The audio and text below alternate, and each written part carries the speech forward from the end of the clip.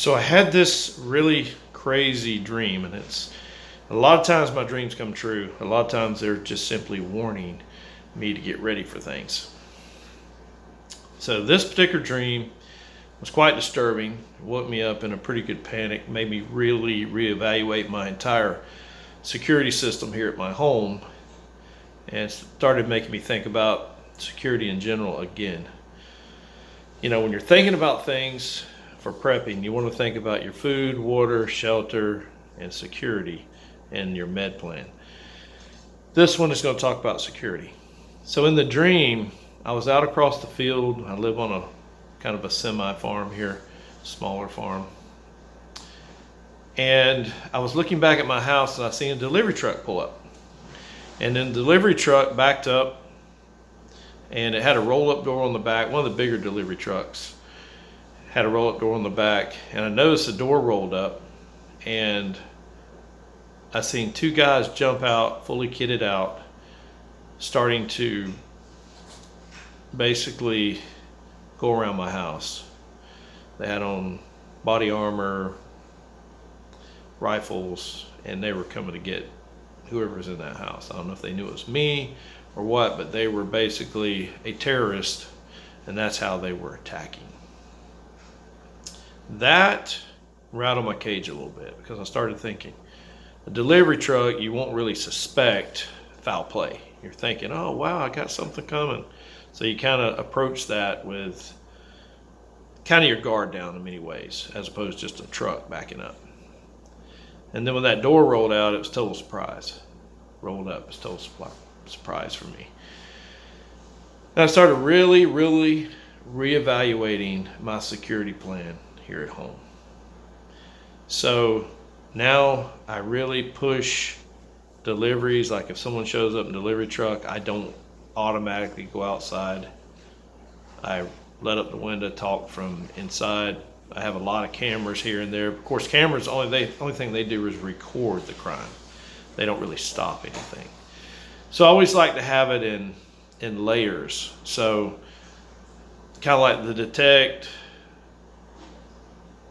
delay, or detect, deter, delay, and then destroy, the 4 Ds of security. So now I make sure that I got gates, the gates are closed, fences, so that any kind of delivery truck or something has to deliver at another location outside my fence. I have a box there for them to put the deliveries in. If it's something big, they need to call ahead and schedule. Fences work really well. It slows people down. It's not going to stop them, but you know, it's going to deter them and delay them. It won't destroy them. It won't detect them either. So you're going to need some kind of detection device.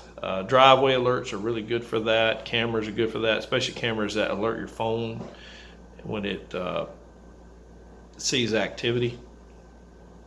And also being ready all the time. You know, in the old days, when I first got out of the Army, I didn't really feel like that America was in that kind of a threat in the 90s, 95, 96 area. It was pretty much, you know, low threat environment. Everything was good to go. Now, it feels like that there could be a problem anywhere. You go to the store, you know, the store is just full of, I call them thugs. It doesn't matter what race they are, they just look thuggish, you know, and you just get a bad feeling. You go to a restaurant, you want to sit, you know, you don't want to sit with your back to the door. Every week you hear a story about somebody shooting up something, somebody run over something on the sidewalk or something. You always feel like you need to be hyper vigilant, especially me being ex-military. I am super paranoid to start with, but then now everything's up at another level. And it seems like every time I leave home, I'm never at the green level. I'm always at the yellow or red suspect level. So I'm expecting, not so much expecting, but ready if something kicks off anywhere. Now, problem with that is, you know, you can't carry an AR everywhere you go. You can't be all kitted out everywhere you go. But you can, you know, have a concealed weapon, especially here in Florida. You can carry a concealed weapon, you carry blades, things like that. But if you have overwhelming force where a delivery truck backs up and 2 to 4 people, 6 people squirt out and they're in full kit, that is hard. That is hard to fight, especially if you are a trained operator. You're probably equal to 2 to 4 average men, I would say.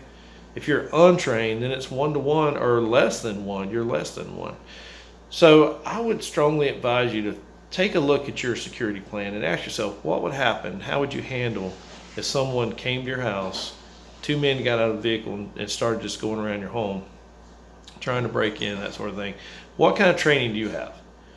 Can you handle, do you think you could go 1-on-2? Let's say they were untrained, they were just thugs. Can you go 1-on-2? Can you shoot 2 moving targets? Do you have barricades? When I say barricades, door barricades, so that you have bars that go across your door? Do you have door chains on your door? Do you have extra deadbolts? Do you have a safe room that you can fall back into? What's your security plan? Does your family know where the closest weapon is and how to operate it?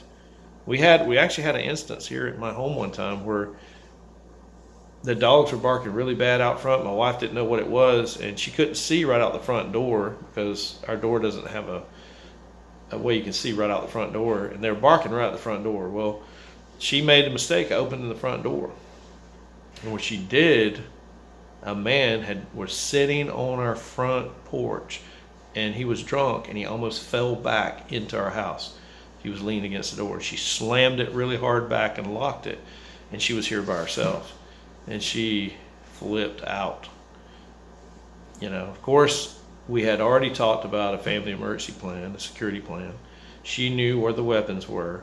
She got on the phone, she called 911, she called me. I was away from home at the time. And I rushed home. This has been many, many years ago, but I rushed home about the same time that the cops got here. And luckily the man had gotten so drunk that he just passed out and he came to the wrong house. And, but she was sitting inside with a shotgun with one in the chamber that if he'd tried to come through that door, it would have been a different deal for him. So he got lucky that day that he passed out and he wasn't trying to tear the door down. We got blessed that day that, we were prepared. So I just want you guys to be prepared. I want you to think ahead. What if? I know you can what if so many things to death, but it's so important to what if your food, your water, your security, and your shelter, and your med plan. Those are so important. Like today, I'm talking about security, but you need to what if that security. What if the mail delivery guy isn't the mail delivery guy? Should you open the door every time just because he has a FedEx shirt on? Or just say, hey, leave it on the porch, see ya, or leave it outside at the gate, down the road at the gate. Don't come back up in my driveway. Keep the gate shut. Leave a phone number there in case they need some kind of assistance. They can call you, can tell them what to do with the package. They don't need to come up to your house and face to face with you. Especially if we had some kind of new outbreak, you don't need to, mix germs with everybody. So just wanted you to think a few things through and just kind of ask yourself how you would respond to that particular situation and what you would do. So go out and make yourself, your family, your fellow warrior better.